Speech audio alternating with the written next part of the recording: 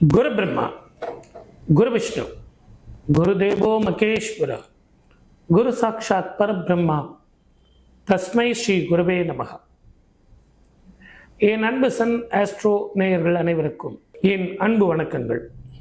குரு பெயர்ச்சி எப்படி இருக்கும்? எத்தனையோ பெயர்ச்சி, ராகு கேது பெயர்ச்சி, சனி பெயர்ச்சி, 2 நாளைக்கு ஒரு முறை சந்திரன் பெயர்ச்சி, இதெல்லாம் கூட இருக்கு. செவ்வாய் பெயர்ச்சி இருக்கு. அதுக்கெல்லாம் இல்லாத ஒரு இம்பார்ட்டன்ட் இந்த குரு பெயர்ச்சிக்கு நம்ம நிறைய முக்கியத்துவம் கொடுப்போம். ஏன்னா சுப கிரகம், தனகாரகன், புத்திரகாரகன், இப்படின்னு நிறைய சொல்லிக்கிட்டே போகலாம். ஆனால் இவனது குரு பெயர்ச்சியினுடைய காலத்தில் மக்களுக்கு என்ன கிடைக்கும், இதுதான் நம்ம பார்க்கணும்.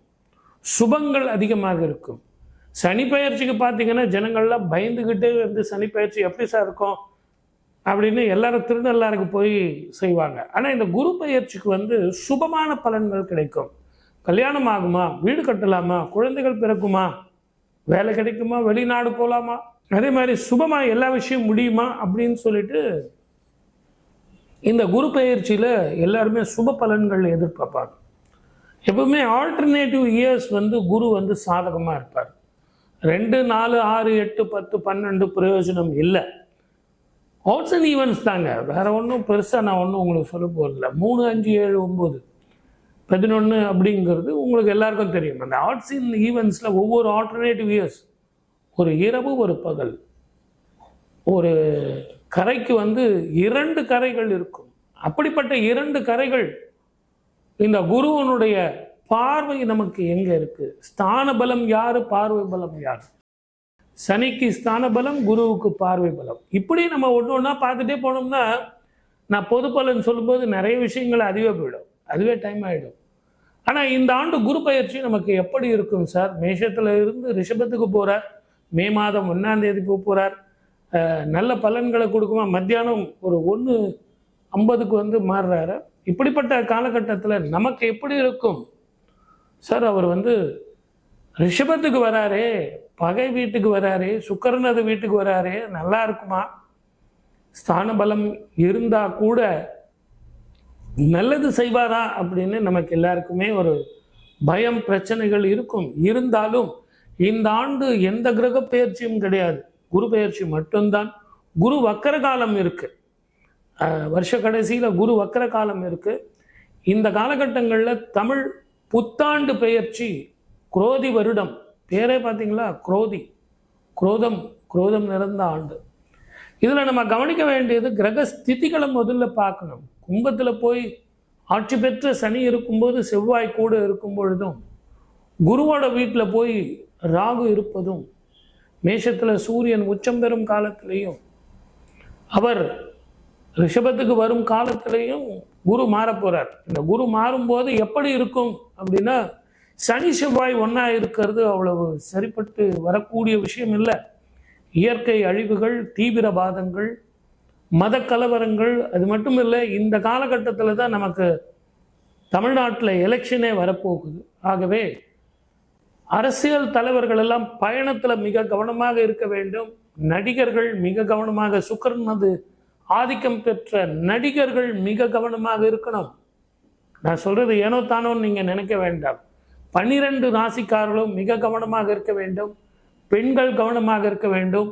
இயற்கை அழிவுகள், நீரினால், நெருப்பினால், எலக்ட்ரிசிட்டியினால் மிக கவனமாக இருக்க வேண்டும். வருடத்தினுடைய முதல் பாதி வந்து உங்களுக்கு வறட்சி, குடிநீர் பஞ்சம் வந்தே தீரும். அதுக்கு அடுத்தது பார்த்தீங்கன்னா உங்களுக்கு வெள்ளம் நிச்சயமாக இருக்கும். இந்த பக்கம் வெள்ளங்கிறீங்க, இந்த பக்கம் நெருப்புங்கிறீங்க, இந்த பக்கம் தீவிரவாதங்கிறீங்க, அண்டை நாடு போர் பலன் அப்படிங்கிறீங்க. அப்போ குரு எப்படி தான் சார் பண்ணுவார்? நல்லது பண்ணுவாரா, பண்ண மாட்டாரா சார்?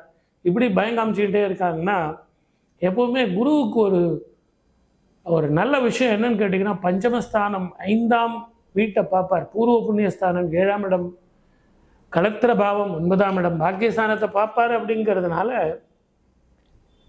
நம்மளை பொறுத்த வரைக்கும் ஒரு ஆறுதல் இருக்குது. தலை போகிற காரியமாக இருந்தாலும், மலை போல பிரச்சனைகள் வந்தாலும் எளிதாக ஈஸியாக ஜெயிக்கிற மாதிரி சில பலன்கள் கொடுப்பார்.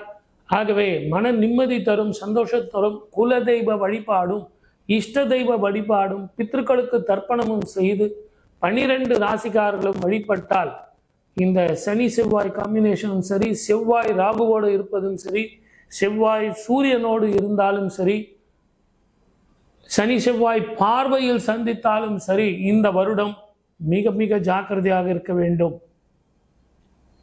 மார்ச் மாதம் 16ஆம் தேதியிலிருந்து மே மாதம் 1ஆம் தேதி வரைக்கும் இந்த சனி செவ்வாய் காம்பினேஷன் இருக்கு.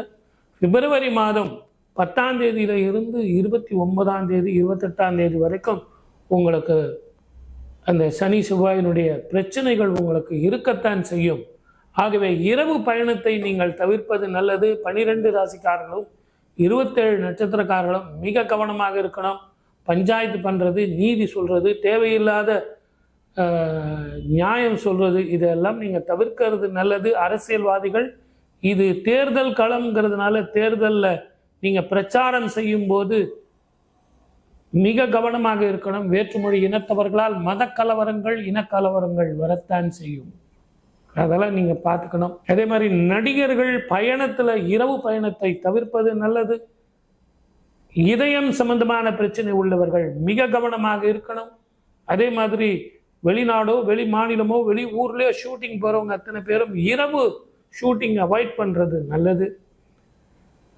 அதே மாதிரி சாஃப்ட்வேரில் இருக்கிறவங்க வெளிநாட்டு வாய்ப்பு கிடைச்சா போங்க. அதே நேரத்தில் குடும்பத்தையும் சேர்த்து கூட்டிகிட்டு போகிற மாதிரி ஏற்பாடு பண்ணுங்க. தனியாக போகிறதுங்கிறது அவாய்ட் பண்ணுறது நல்லது. இந்த ஆண்டு சுப பலன்கள் பெண்களுக்கு நல்லா தான் இருக்கும். நிறைய அதிக செலவு பண்ணாதீங்க. வருஷ கடைசியில் உங்களுக்கு செலவுகள் அதிகமாக இருக்கும். அப்போது உங்களுக்கு அந்த பணம் தேவைப்படும். படிக்கிற குழந்தைகளுக்கு இது நல்லா இருக்கும். டெஃபினட்டாக நல்லா படிக்கலாம். டிவி, ஃப்ரெண்ட்ஸு, விளையாட்டு, செல்லு, இதை எல்லாத்தையும் நீங்கள் விட்டுட்டு படிப்பில் கவனமாக இருந்தீங்க அப்படின்னா இந்த ஆண்டு ஒரு பொன்னான ஆண்டாக இருக்கும். வாய்ப்பளித்த அத்தனை நல்ல உள்ளங்களுக்கும் நன்றி, வணக்கம். சர்வே ஜனா சுகினோ பவந்து.